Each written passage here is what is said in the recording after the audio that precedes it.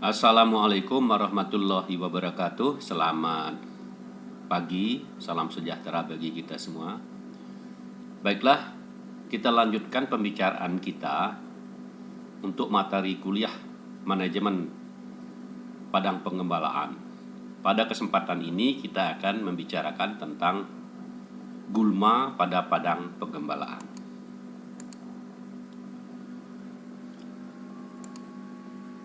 Gulma pada padang pengembalaan itu dapat kita lihat adalah yang dimaksud dengan gulma adalah tanaman yang tidak dikehendaki tumbuh pada lahan yang dimanfaatkan. Dalam hal ini karena kita membuat padang pengembalaan, maka kita menanam tanaman pakan ternak berupa rumput atau tanaman leguminosa.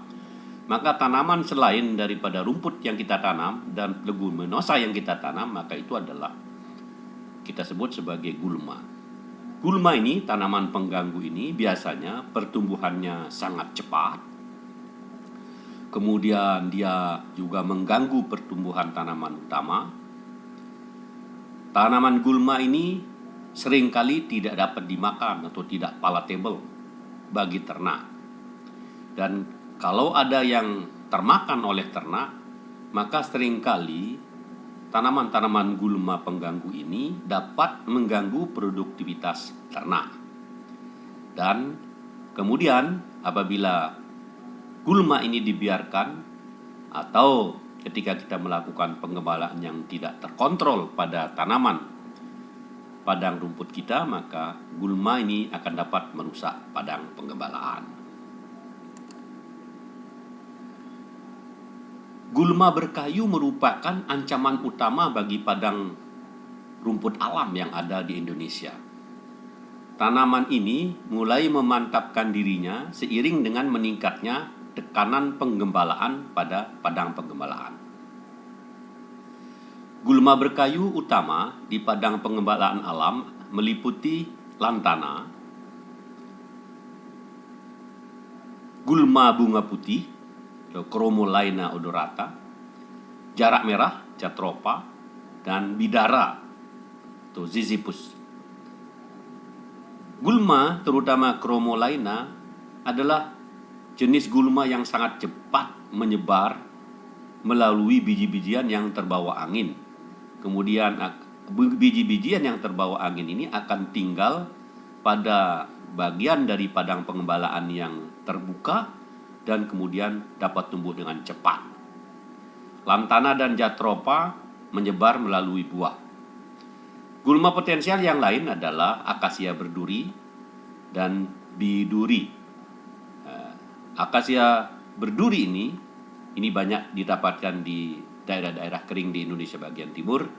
Demikian pula biduri ini adalah tanaman gulma khas yang tumbuh pada daerah-daerah kering. Ini adalah contoh gambar foto dari gulma yang tadi kita sebutkan. Ini adalah lantana.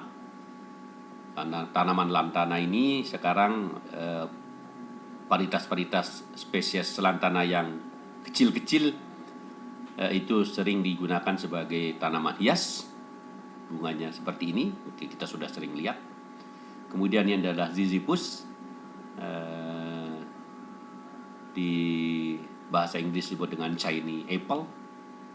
Jadi di daerah lokal di Lombok misalnya dinamakan dengan buah gol. Kemudian ini adalah Jatropha, jarak merah. Tanamannya berupa seperti tanaman jarak, buahnya seperti buah jarak begini, dan warna daunnya agak kemerah-merahan. Tanaman ini sangat sulit dibasmi. Dan ini adalah tanaman gulma yang paling legendaris, yaitu Chromolaena, tanaman yang sangat cepat menyebar dan sangat sulit dibasmi apabila sudah menduduki tumbuh pada padang pengembalaan. Jenis yang lain adalah sida. Ini tanaman yang sering di pedesaan atau di padang pengembalaan, sering digunakan untuk tempat mengikat tali dari sapi. Tanaman ini sangat sulit tercabut, sangat kuat akarnya mengikat pada tanah. Kemudian ini adalah Stachytarpeta atau bunga ekor ular. Bunganya berwarna ungu dan tangkai bunga agak panjang. Kemudian ini adalah Senna, tanaman yang bentuknya mirip dengan tanaman kacang tanah. Warna bunganya berwarna kuning dan tidak palatable sama sekali. Nah, ini yang tadi kita katakan kalau tropis atau biduri. Tanaman ini pada daerah-daerah pedesaan yang getahnya digunakan untuk mengemulsi susu pada pengolahan susu tradisional di pedesaan. Bagaimana mengendalikan gulma? Pengertian pengendalian gulma itu dapat berupa upaya untuk mematikan gulma atau untuk menjaga agar tanaman ini tetap berada dalam jumlah yang dapat ditangani. Jadi demikian pengertiannya, kita kendalikan, kita matikan sama sekali, eradikasi, hilangkan, atau kalau tidak bisa dihilangkan sama sekali maka jumlah tanaman ini harus berada dalam jumlah yang dapat kita tangani.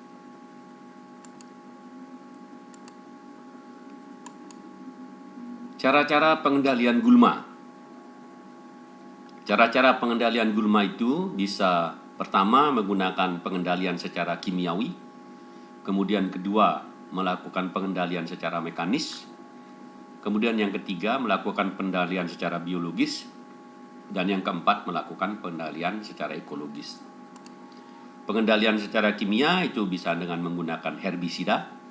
Jadi kita gunakan senyawa kimia, herbisida untuk menghilangkan tanaman, untuk membunuh tanaman.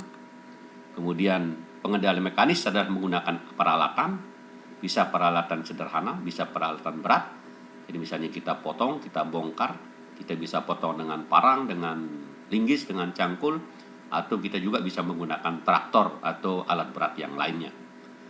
Kemudian pengendalian biologis adalah pengendalian gulma dengan menggunakan makhluk hidup yang lain. Makhluk hidup misalnya seperti serangga. Pada contoh klasik untuk kontrol pengendalian biologis ini adalah misalnya pada tanaman kaktus itu dikontrol dengan menggunakan lalat. Atau pada pengontrolan gulma tanaman tebu itu pernah digunakan kodok untuk mengontrol pengendalian biologis dari gulma yang mengganggu pada perkebunan tebu. Pada pengendalian ekologis adalah pengendalian gulma secara terpadu dalam lingkungan, misalnya dengan melakukan pembakaran secara terkontrol dan terbatas, dan yaitu juga dengan menggunakan teknik-teknik pengembalaan yang teratur dan terjadwal dan terpadu.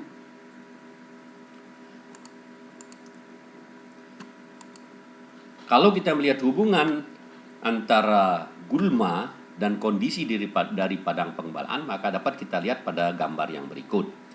Pada gambar ini, di sini adalah kondisi padang rumput masih bagus. Kemudian di sini ini adalah kondisi padang rumput mulai bergerak menurun kondisinya. Kemudian di sini adalah kondisi di mana padang rumput pada padang pengembalaan sudah rusak atau buruk sekali. Nah, mengapa bisa terjadi seperti ini?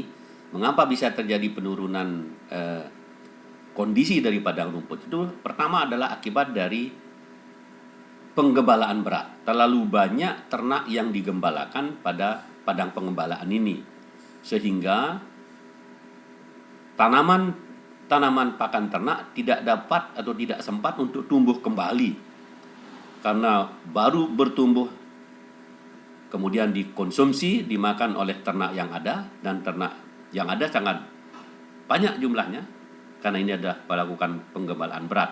Dan kemudian juga tidak dilakukan pengontrolan terhadap gulma dan biomasa yang ada pada padang penggembalaan. Misalnya tidak ada dilakukan pembakaran biomasa yang ada, sehingga pertumbuhan tanaman rumput terganggu, pertumbuhan gulma menjadi lebih cepat. Demikian kondisi menurun, bergerak turun, kemudian tetap dilakukan penggembalaan berat dan tidak ada pengontrolan terhadap gulma, maka kondisi padang rumput kemudian menjadi rusak, di mana rumput menjadi menghilang, banyak tanah-tanah lahan yang kosong, kemudian ditumbuhi oleh gulma dan akhirnya gulma menjadi dominan.